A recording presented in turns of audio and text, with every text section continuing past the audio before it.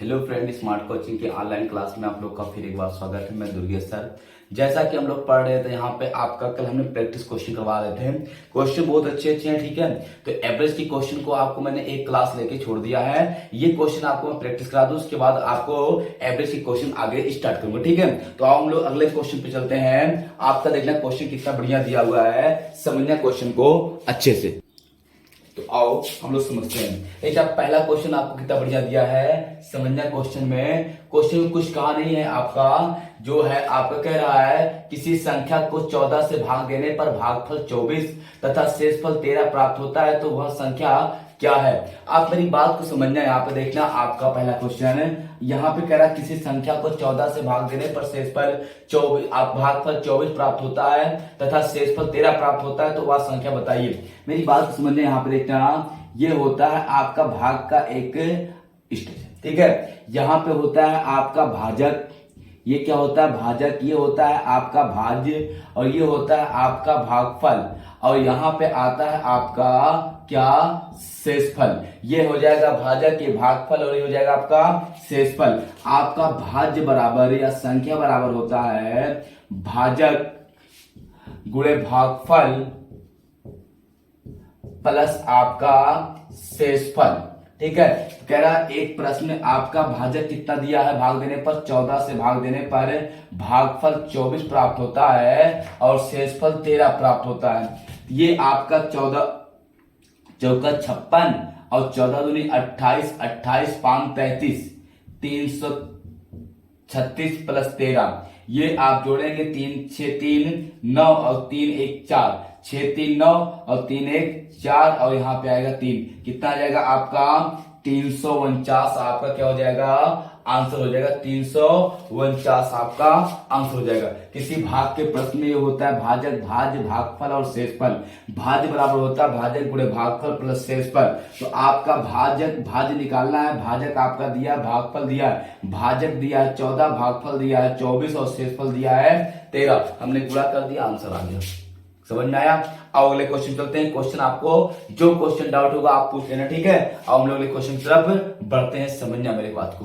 अगले क्वेश्चन की तरफ चलते हैं, देखना बेटा, चलो देखना अगले क्वेश्चन की तरफ बढ़ते हैं। अगला क्वेश्चन आप देखना, क्वेश्चन क्या कहा है, बहुत अच्छा क्वेश्चन दिया हुआ है, समझना।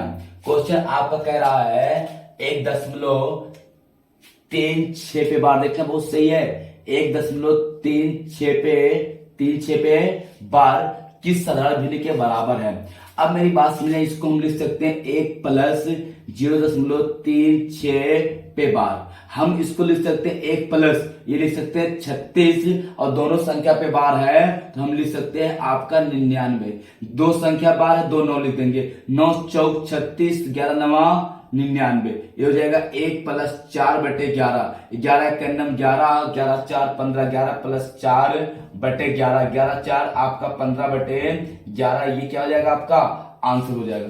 बात समझ आ रही ना। आपका 1.36 का आप निकालोगे तो कितना आ जाएगा आपका 15 बटे 11 आपका आंसर देगी। किस भिन्न के बराबर है, आपका 15 बटे 11 के बराबर है। नहीं समझ में आया। क्वेश्चन किसी को डाउट हो तो पूछो, आ गया होगा क्वेश्चन। चलो अगले क्वेश्चन पढ़ते हैं, देखना अगला क्वेश्चन क्या दिया है, समझना।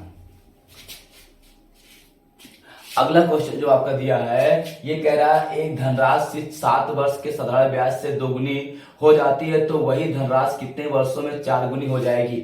आपका एक सूत्र मैंने बताया था, यहाँ पे आपका T1 बटे आपका T2 बराबर गुना 1 माइनस 1 बटे आपका गुना 2 माइनस 1।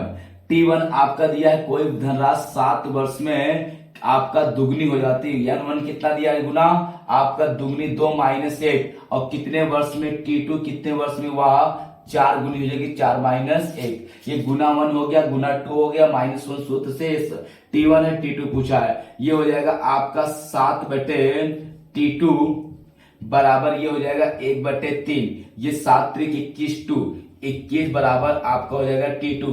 तो T2 का मान कितना आ जाएगा, आपका समय आपका हो जाएगा कितना, यहाँ पे 21 वर्ष हो जाएगा, ये आपका आंसर हो जाएगा।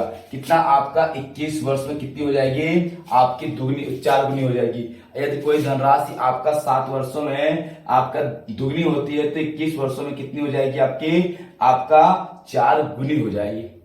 बात समझ में आ रही है क्वेश्चन, किसी को डाउट क्वेश्चन पे नहीं। आओ हम लोग अगले क्वेश्चन पर बढ़ते हैं। अगला क्वेश्चन देखना, मिटाए इसको, कोई दिक्कत किसी को नहीं। चलो अगले क्वेश्चन पर बढ़ते हैं।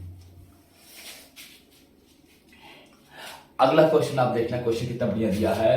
कहा क्या है आपका, यहाँ पे आप ऐसे समझ नहीं पाएंगे, दिया है यदि a बटे आपका 3 फिर दिया है बराबर आपका b बटे आपका दिया है 4 बराबर c बटे आपका दिया है 7 हो तो a plus b plus c बटे आपका c का मान बताना है। हम आपको बताए थे अगर ये बटन दिया होगा तो a अनुपाते b अनुपाते c, a कितना 3, b कितना आपका 4 और c कितना आपका 7, ये हो जाएगा। a का मान आपका 3 हो जाएगा, b का मान आपका 4 हो जाएगा और c का मान कितना हो जाएगा आपका 7 हो जाएगा। तो a कितना आपका, a यहाँ पे 3 है, b कितना है 4 है, c कितना है 7 है और c कितना है आपका 7 है। ठीक है, ये हो जाएगा 4 3 आपका 4 3 7 7 14, 14 बटे 7, 7 दूनी आपका हो जाएगा कितना 14, ये आपका क्या हो जाएगा 2 आंसर हो जाएगा।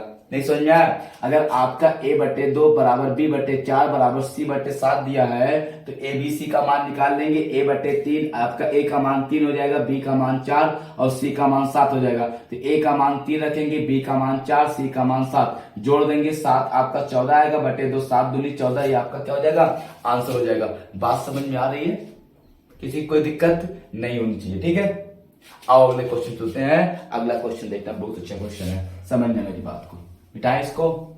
चलो अगला जो क्वेश्चन दिया हुआ है वो क्वेश्चन आपका बहुत अच्छा क्वेश्चन है, समझना क्वेश्चन क्या कहा है। क्वेश्चन में आपको कह रहा है यहाँ पे देखना,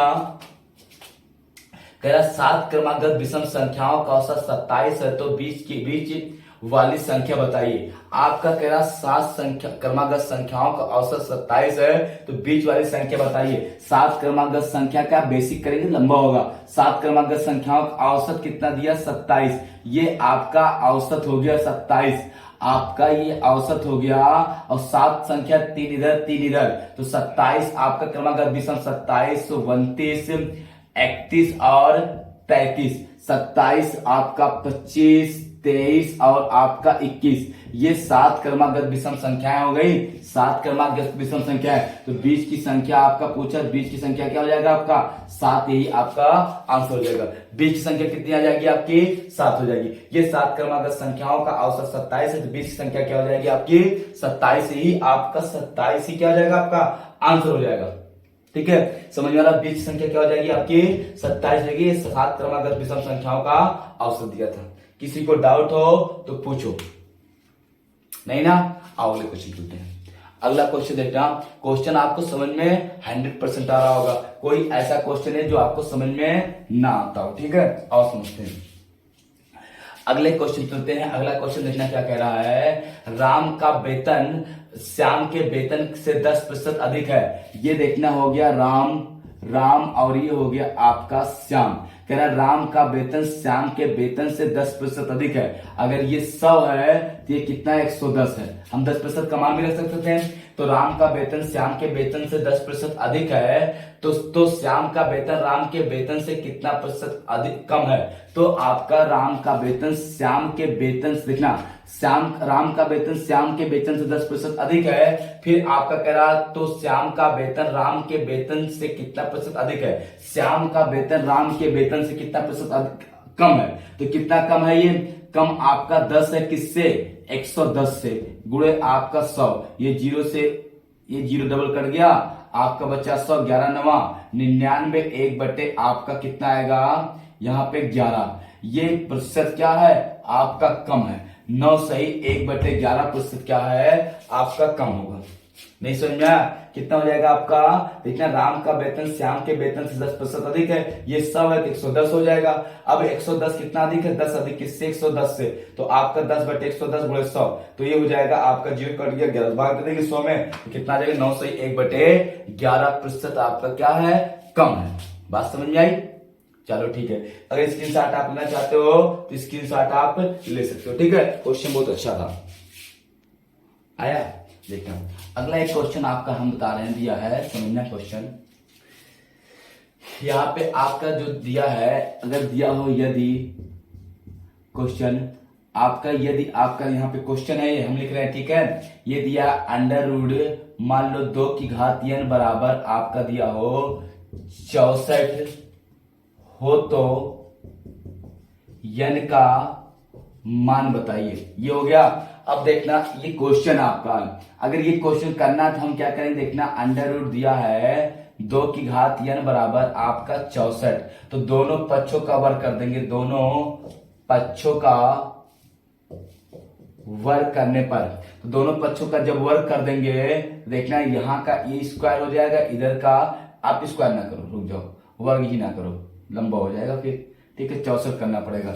आप इसको देखो, लिख सकते हैं यहाँ पे अंडर रूट इसका 2 की घात n, और आप यहाँ पे क्या करो, इसको ये हो सकता है ऐसे लिखना, यहाँ पे ये इसको ऐसे लिख सकते हैं, इसको लिख सकते हैं 2 की घात n बटे 2, और इसको लिख सकते हैं 2 की घात आपका 6, हो सकता है ना। आधार बराबर घातें बराबर हो जाएंगी, n बटे 2 बराबर 6, तो 6 दूनी 12, n बराबर कितना आ जाएगा आपका?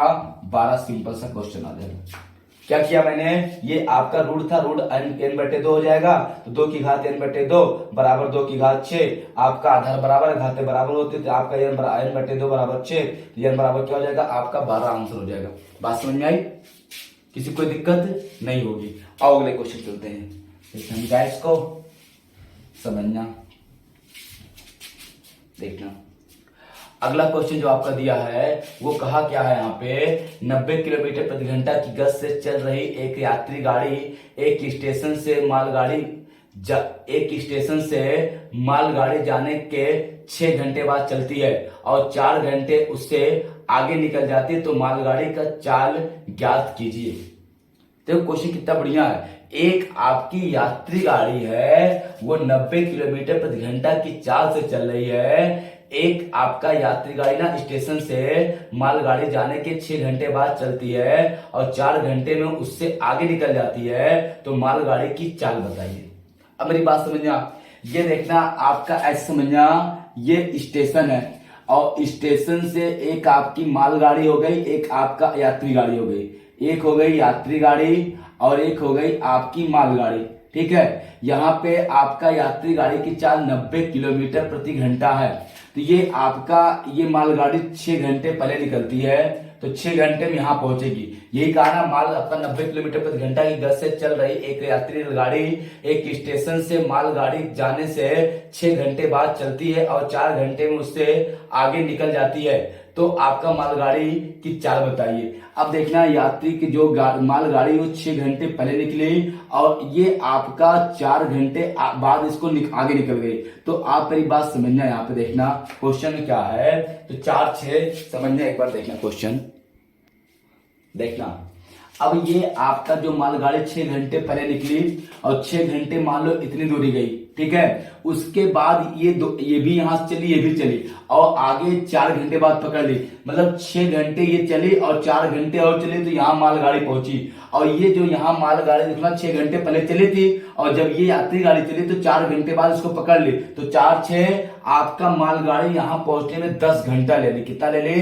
10 घंटे ले ली। और ये यही दूरी चलने में यात्री गाड़ी 4 घंटे लेती है, 4 घंटे।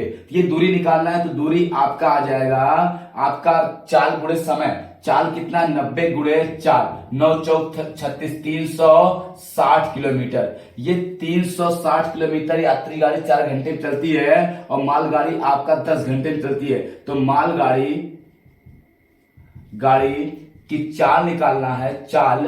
तो हमारी जो है ये कितना आ जाएगा? 336 बटे 10 आ जाएगा आपका 36 किलोमीटर प्रति घंटा। ये आपका आंसर आ जाएगा। नहीं समझ में आया क्या? आप देखते हैं यहाँ पे यात्री गाड़ी हो गई, ये मालगाड़ी हो गई। कह रहा मालगाड़ी 6 घंटे पहले निकली तो 6 घंटे में यहां पहुंची, और ये जब उससे छूटी 6 घंटे बाद तो 4 घंटे में इसको यहां पकड़ ली। तो 4 घंटा में पकड़ ली तो ये दूरी यहां से यहां चलने में यात्री गाड़ी 4 घंटा लेती है, और मालगाड़ी यहां से 6 घंटे और 4 घंटे और, तो 6 4 10 घंटे लेती है। तो ये 9 4 36 360 किलोमीटर की दूरी 10 घंटे में कौन तय करता है? मालगाड़ी तय करती है। तो मालगाड़ी की चाल कितनी आ जाएगी आपकी? 36 किलोमीटर प्रति घंटा आ जाएगी। समझ में आ रहा ना क्वेश्चन? आओ अगले क्वेश्चन चलते हैं। मिटाए इसको, चलो देखना, समझना क्वेश्चन को।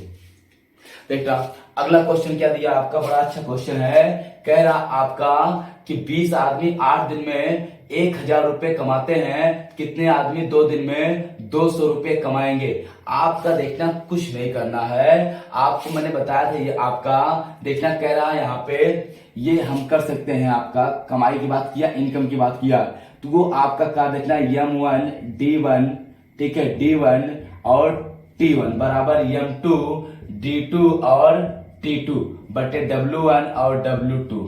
ये कह रहा आपका कितना आदमी? 20 आदमी 8 दिन में 1000। 20 आदमी 8 दिन में कितना कमाते हैं? 1000।